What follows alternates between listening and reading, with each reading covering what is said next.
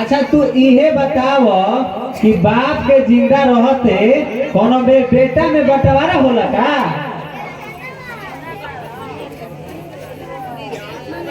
अच्छा बताओ, अगर तू लोग बंटवारा कर लेबू तो हमार दशरथ भाई के ई गांव जवार में का इज्जत रह जाई?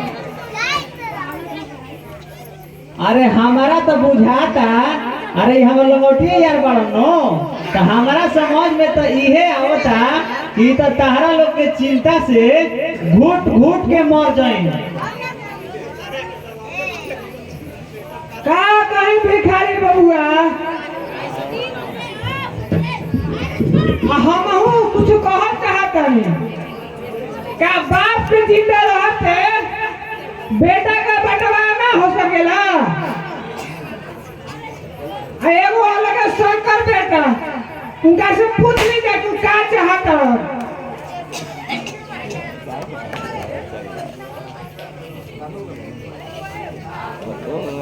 तो